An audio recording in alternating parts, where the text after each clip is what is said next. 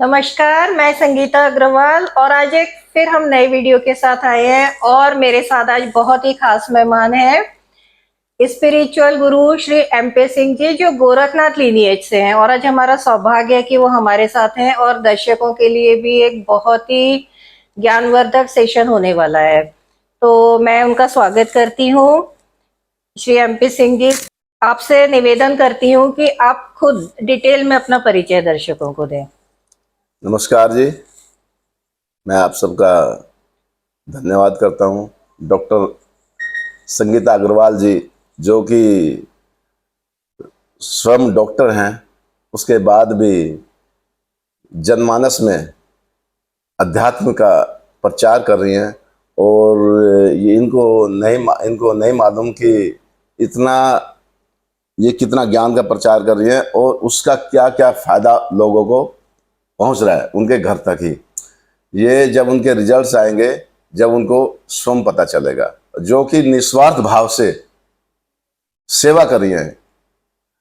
और इससे बड़ी सेवा कुछ हो ही नहीं सकती, जो कि निस्वार्थ कर रही हैं। आप सबका बहुत बहुत धन्यवाद धन्यवाद। आपका।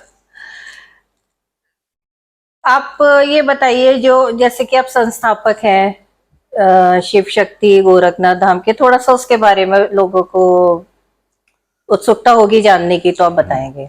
सबसे पहले मैं धन्यवाद करूंगा अपने महान गुरु सदगुरु धर्मवीर फौजी गुरु महाराज का, जिन्होंने मुझे अपनी शरण में लिया और ये आत्मज्ञान दिया और बाबा गुरु गोरक्षनाथ धूना धाम की गद्दी प्रदान की। और नाथ संप्रदाय में आने का मेरा बहुत बड़ा सौभाग्य प्राप्त हुआ और उनको बाबा गोरखनाथ जी ने स्वयं दर्शन दिए थे।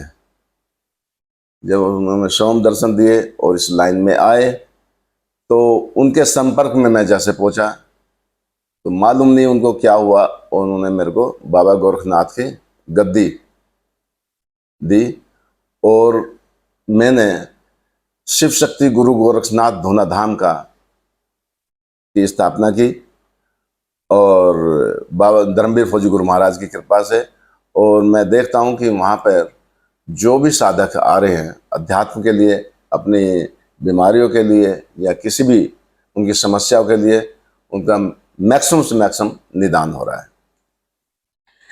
जैसे कि एक शिष्य गुरु की तलाश में भटकता रहता है, उसी तरीके से गुरु को भी शिष्य की तलाश होती है। तो शायद आपके जो गुरु जी हैं, उन्होंने, आप एक शिष्य बन के गए तो उन्होंने जो एक परफेक्ट शिष्य की उनको तलाश थी, वो शायद हो सकता है आपको देख के पूरी हुई हो। मैं तो यही तो समझती हूँ। ये तो मैं कैसे कह सकता हूँ ये, लेकिन जैसे एक शिष्य को, हर व्यक्ति को एक गुरु की तलाश होती है, ऐसे ही गुरु को एक सच्चे शिष्य की तलाश होती है। तो मैं आपसे इसी विषय को आगे बढ़ाते हुए पूछना चाहती हूँ कि एक जो संसार में जैसे कुछ परसेंट लोग अध्यात्म की तरफ रुझान रखते हैं, लेकिन ज्यादातर लोग संसार में अपने दैनिक जीवन में अपनी समस्याओं से रूबरू होते हुए या अपने वर्क एरिया में या अपने प्रोफेशन में उसमें ही संलग्न रहते हैं।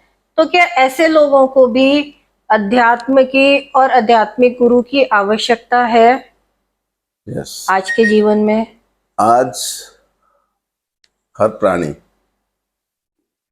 अपने अध्यात्म को की तरफ को बढ़ा है पहले की अपेक्षा, लेकिन हर एक सामाजिक उसमें बढ़ा है, लेकिन इतने काम, इतना बर्डन उसके दिमाग में हो गया है, इतना परेशान हो गया है वो, कि अपने आप को ही भूल गया है। अध्यात्म, सबसे पहले इसे हमें समझना पड़ेगा अध्यात्म है क्या। तो मैं चाहती हूँ कि थोड़ा सा प्रकाश डालिए इस विषय पर कि संसार में अध्यात्म की आवश्यकता आखिर क्यों है? अध्यात्म की आवश्यकता हमें आत्मचिंतन के लिए, हमारे ऋषि मुनियों ने जो परंपरागत चिंतन किया है उसका निचोड़ है अध्यात्म।